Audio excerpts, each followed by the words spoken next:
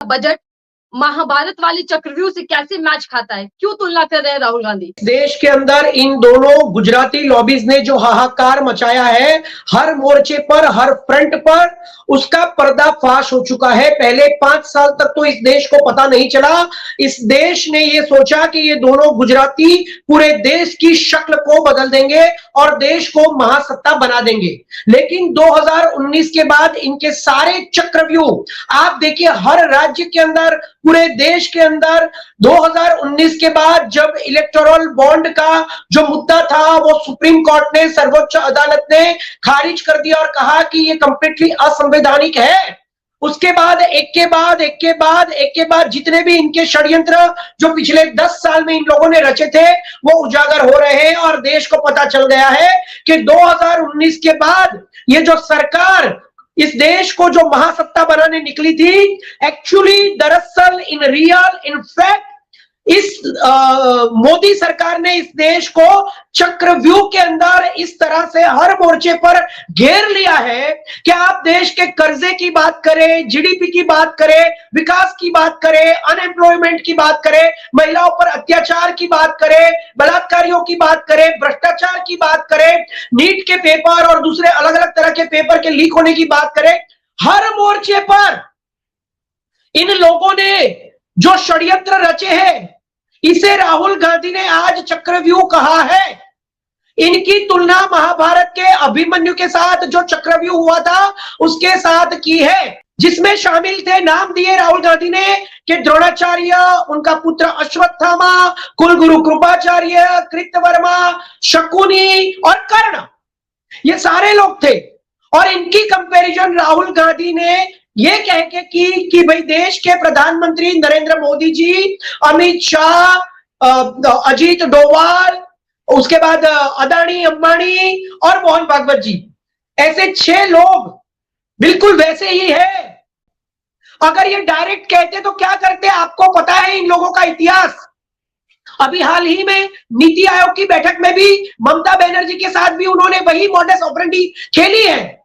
जब भी विपक्ष का कोई सक्षम नेता, चाहे संसद हो, नीति आयोग की बैठक हो या कोई भी मंच हो, कहीं पर भी कोई भी सक्षम नेता भारतीय जनता पार्टी का भी हो और अगर वो बोलने के लिए खड़ा होता है तो हमेशा इन लोगों ने सबकी आवाजें बंद की है, माइक बंद किया है, आवाजें रोकने की कोशिश की है। राहुल गांधी के पिछले कई भाषण संसद में इन लोगों ने डिलीट किए हैं, स्पंज किए हैं, ये कहकर कि राहुल गांधी जिन शब्दों का इस्तेमाल करते हैं वो असंवैधानिक होते हैं, संविधान के विरुद्ध के होते हैं, ऐसा करके राहुल गांधी को बदनाम करते हैं।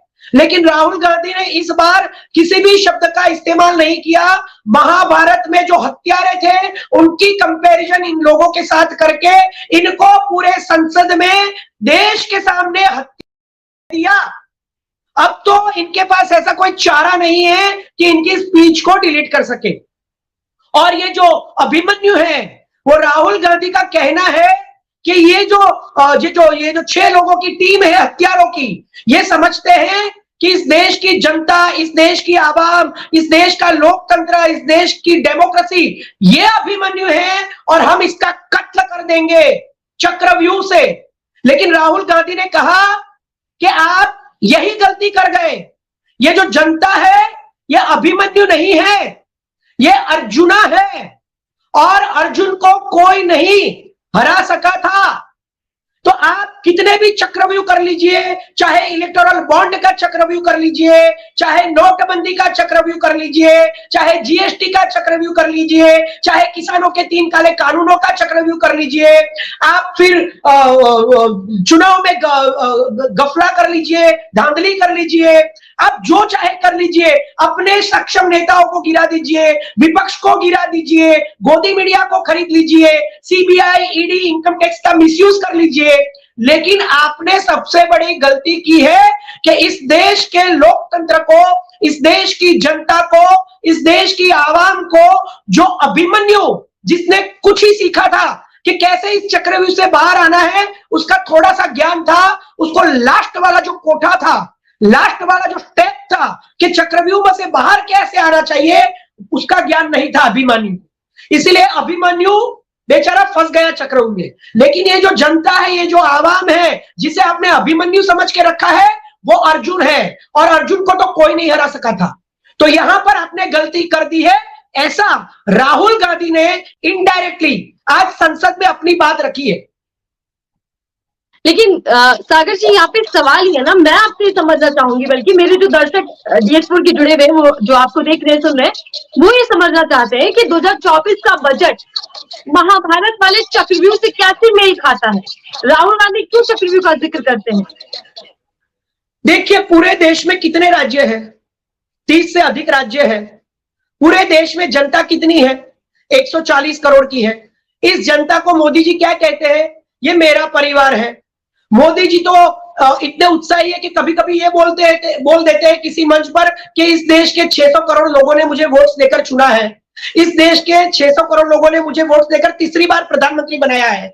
लेकिन ये जो बजट आया है, ये जो बजट है, उसके ऊपर पूरे देश में किरकिरी हो चुकी है कि ये जो बजट है, ये अदानी और अंबानी का बजट है।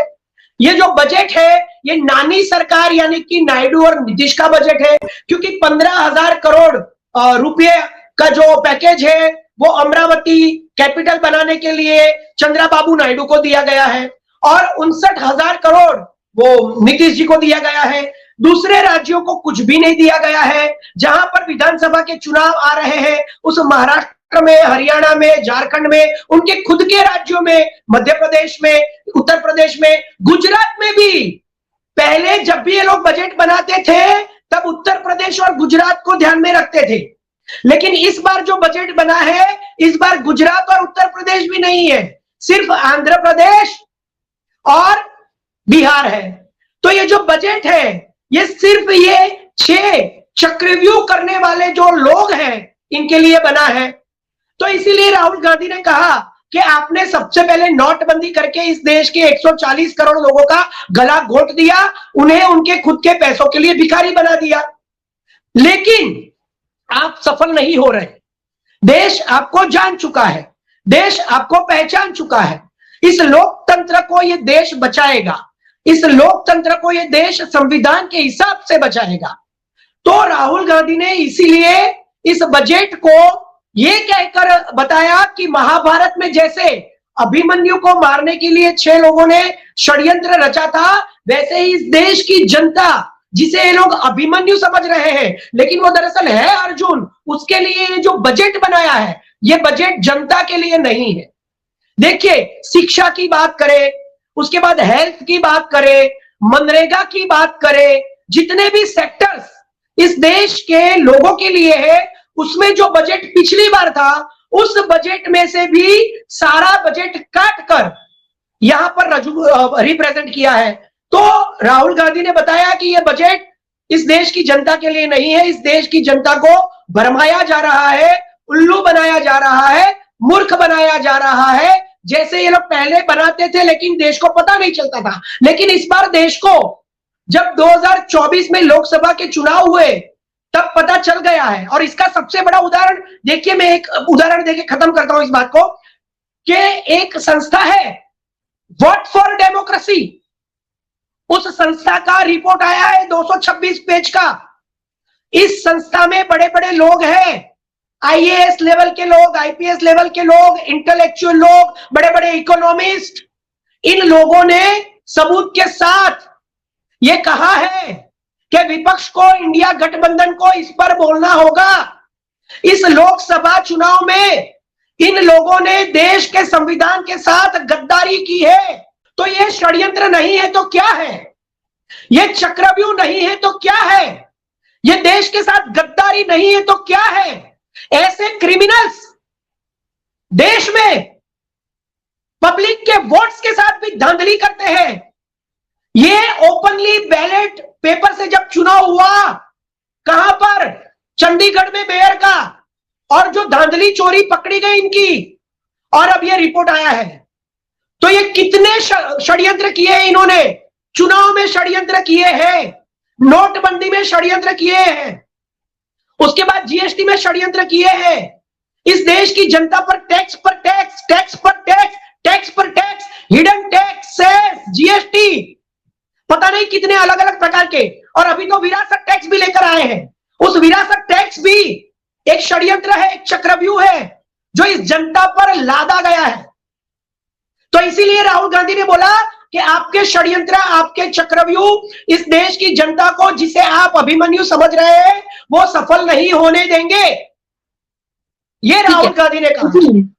जी, लेकिन सागर जी, चक्रव्यूह का जिक्र किया, 21वीं सदी का चक्रव्यूह केंद्र सरकार को बता दिया राहुल गांधी ने, लेकिन इसमें अडानी अंबानी का जैसे ही नाम लिया तो आपने देखा होगा कि सदन के अंदर हंगामा मच गया, आपत्ति जाहिर की गई। देखिए, ये अडानी अंबानी ही तो जड़ है, ये अडानी अंबानी तो इनके दामाद है, हमारे देश के प्रधानमंत्री इनके यहां नौकरी करते हैं, इनकी शादियों में 5,000 करोड़ रुपए का खर्चा होता है। ये पैसा कहां से आता है? 2014 से पहले जब इनकी नई नई सरकार बनी थी, तब अडानी अंबानी की प्रॉपर्टी देख लीजिए, उनका ग्रोथ देख लीजिए, और अब 5 साल के बाद 2024 में all of sudden Jay Shah से लेकर, अडानी से लेकर, अंबानी से लेकर, इनके ग्रोथ रेट देख लीजिए, इनकी संपत्ति देख लीजिए, इनका बैंक बैलेंस देख लीजिए, इनका विकास देख लीजिए, और देश का विकास देख लीजिए।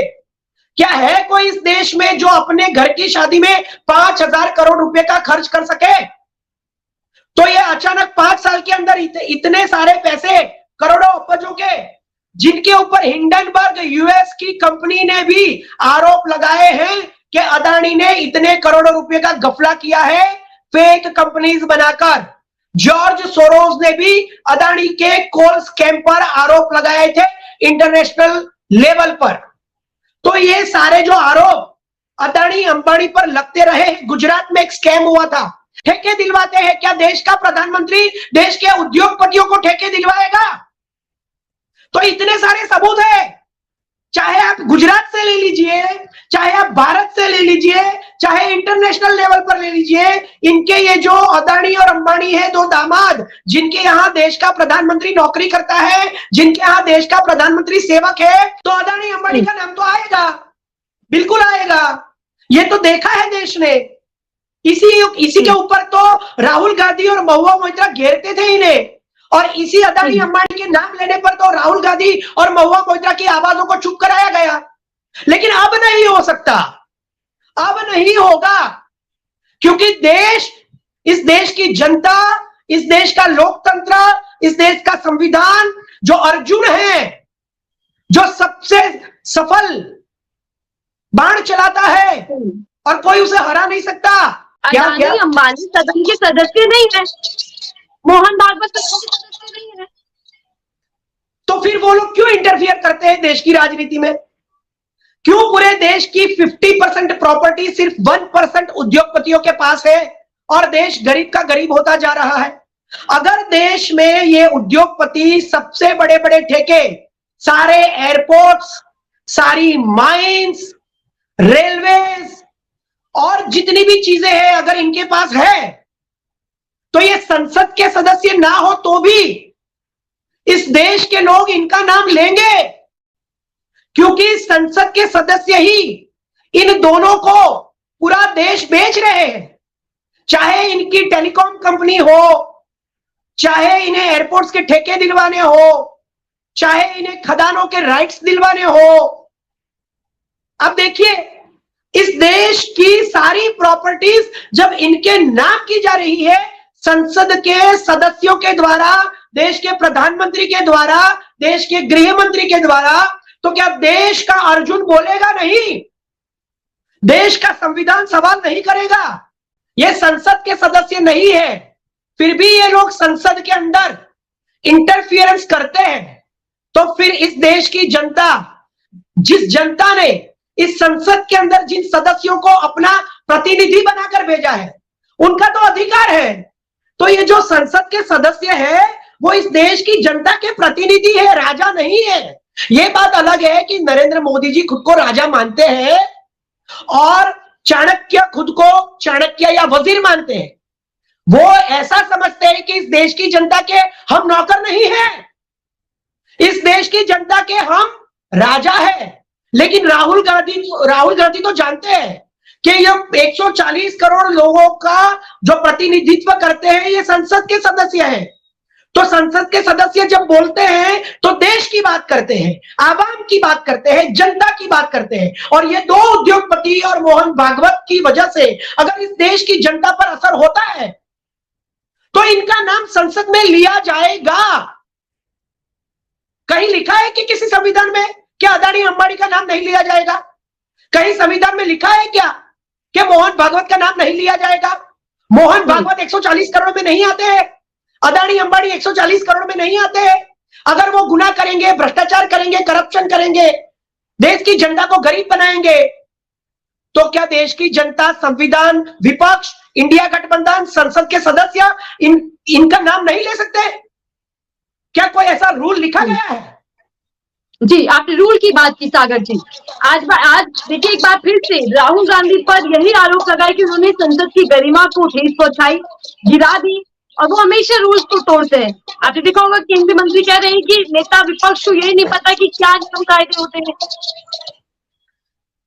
नेता विपक्ष फर्जी डिग्रीधारी नहीं है। सबसे पहली बात, नेता विपक्ष को अगर कहे कि आप अपनी डिग्री दिखाओ तो वो दिखाएंगे। आप प्रधानमंत्री को पूछिए कि वो अपनी डिग्री दिखाए। आप प्रधानमंत्री को कहिए कि नेता विपक्ष के साथ डिबेट करने के लिए आ जाइए मंच पर। देखिए, इस देश में अनपढ़ कौन है, डरता कौन है, अज्ञानी कौन है, ये सबको पता चल चुका है। मैं वही बोल रहा हूं। देखिए, मैं आपको नोटबंदी का एक उदाहरण देता हूं कि कैसे षड्यंत्र करके इस देश की जनता को नोटबंदी के द्वारा पहले चक्रव्यूह में फंसाया। गुजरात के अंदर जो सहकारी बैंक्स थी, कोऑपरेटिव बैंक्स, उसको परमिशन नहीं थी कि वो 500 और 1000 की नोट्स को ट्रांसफर करके दे या कलेक्ट करे। लेकिन तब अमित शाह ने, जो अहमदाबाद डिस्ट्रिक्ट कोऑपरेटिव बैंक के खुद उसमें चेयरमैन है, उसके सर्वा है, उन्होंने 745 करोड़ सहकारी बैंक, जिसे परमिशन नहीं थी 500-1000 की नोट्स लेने की, उसमें 5 दिन के अंदर 745 करोड़ जमा किए, जबकि पूरे देश में ऐसा नहीं हो सकता था। फिर उन्हीं के एक दोस्त राजकोट के रादड़िया, उन्होंने 695 करोड़ 5 दिन के अंदर राजकोट सहकारी बैंक में जमा करवाए। और ये जिस सहकारी बैंक है, उसकी सबसे बड़ी सहकारी बैंक एपेक्स सहकारी बैंक, उसमें पूरे नोटबंदी में सिर्फ 1000 करोड़ रुपए जमा हुए। लेकिन इन दोनों भारतीय जनता पार्टी के नेताओं ने गुजरात में 750 और 695 करोड़ रुपए 5 दिन के अंदर, जिस बैंकों को सत्ता नहीं थी 500-1000 की नोट्स कलेक्ट करने की, वहां पर इन्होंने ये भ्रष्टाचार किया है। इनको कौन पूछेगा? तो ये कौन सा चक्रव्यूह था नोटबंदी का? नोटबंदी करके ये देश की सबसे बड़ी रीच पार्टी बन गए हैं। इन्होंने देश के साथ गद्दारी की है। देश का काला धन इन लोगों ने नोटबंदी से सफेद कर लिया है, खुद के लिए, देश के लिए नहीं, देश की जनता के लिए नहीं, 15 लाख रुपए देने के लिए नहीं, खुद के चुनाव में खुद के करप्शन करने के लिए इकट्ठे किए हैं, जिससे 50-50 करोड़ में, 25-25 करोड़ में ये लोग सरकारें तोड़ते हैं, विधायक खरीदते हैं, सांसद खरीदते हैं। जैसे सूरत में नीलेश कुंभानी को खरीद लिया। तो ये चोर है। इन्होंने चक्रव्यूह रचा राज्य में, गुजरात में चक्रव्यूह रचा नोटबंदी का, और पूरे देश में। अभी योगी के खिलाफ उत्तर प्रदेश में चक्रव्यूह रच रहे हैं। चक्रव्यूह से वसुंधरा राजे को गिराया, चक्रव्यूह से शिवराज सिंह चौहान, मनोहर लाल खट्टर और दूसरे कितने ही मुख्यमंत्रियों को गिराया। सर, जब राहुल गांधी भाषण दे रहे थे उस दौरान आपने देखा होगा कि वित्त मंत्री कभी हंसती दिखाई दी तो कभी सर पकड़ती दिखाई दी। क्या समझ में आ रहा है? जब इनको पूछा जाता है कि प्याज के रेट्स तो इतने बढ़ गए, तो ये कहती है कि मैं तो प्याज लहसुन नहीं खाती हूं। जब इन्हें वो नाविका कुमार पूछती है क्या भारतीय जनता पार्टी में सबके लिए दरवाजे खुले, तो वो कहती है हाँ। वो कहती है मुसलमानों के लिए भी खुले, तो कहती है हाँ। देखिए ना, हमने तो महबूबा मुफ्ती के साथ सरकार बनाई थी और फिर उनके साथ गद्दारी करके वहां पर संविधान के खिलाफ जाकर हमने 370 तोड़ी। तो नाविका कुमार पूछती है कि क्या जिनके ऊपर 10, 15, 25, 50, 100 केसेस हो, उनको भी आप लेंगी भारतीय जनता पार्टी में? तो वो कहती है हाँ, जिनको आना है वो आए, क्योंकि जितने भी लोग हैं, चाहे वो बलात्कारी है, चाहे वो करप्टेड है, चाहे वो भ्रष्टाचारी है, वो सारे हमारे यहां तो है। देखिए रमेश विधुड़ी जी है, कपिल सेंगर है, ब्रिजभूषण शरण सिंह है, छगन भुजबल है, अजित पवार, हाँ वो भी है, जिनके बारे में भोपाल में खुद नरेंद्र मोदी ने कहा था कि इन्होंने 70,000 करोड़ का घपला किया है। इनको आज महाराष्ट्र का क्या बना दिया है? फाइनेंस देखते हैं, अर्थ को देखते हैं महाराष्ट्र में, जिन्होंने 70 लाख करोड़ का भ्रष्टाचार किया। और ये अमित शाह मंच पर जाकर कहते हैं कि सबसे बड़ा भ्रष्टाचार का सरगना तो शरद पवार है, और उसी शरद पवार को इन्होंने देश का दूसरे नंबर का सबसे बड़ा अवार्ड, सबसे बड़ा सम्मान पद्म विभूषण दिया है। ये नॉन बायोलॉजिकल प्राणी, देवताओं के देवता कहते थे कि शरद पवार तो मेरे गुरु है, मैंने इनसे राजनीति सीखी है, और इनको आज देश का भ्रष्टाचार का सरगना कहते हैं। ये सारे चक्रव्यूह के हत्यारे। तो ये निर्मला सीतारमण तो एक पपेट है, उनके कहने से, नहीं कहने से, हंसने से और ऐसी अदाएं बनाने से। आपने देखा है अभी मीम चल रहे हैं पूरे सोशल मीडिया पर, मुझे नहीं पता, मुझे नहीं पता, ऐसा करती है वो। तो ये कॉमेडी करती है संसद में बैठकर। अब इनकी क्या वैल्यू है? नरेंद्र मोदी भी कॉमेडी करते हैं। जब राहुल गांधी ने एक बार मस्ती में अपने हम उम्र दोस्त को एक मस्ती में आंख मारी थी, ज्योतिरादित्य सिंधिया को, तो उसकी नकल करके देश का प्रधानमंत्री 50 बार नकल करता है राहुल गांधी की। तो ये कॉमेडी है, ये कॉमेडी कर करके षड्यंत्र करते हैं, ये चक्रव्यूह करते हैं और देश को भरमाते हैं। लेकिन अब देश नहीं भरमाएगा, देश जान चुका है।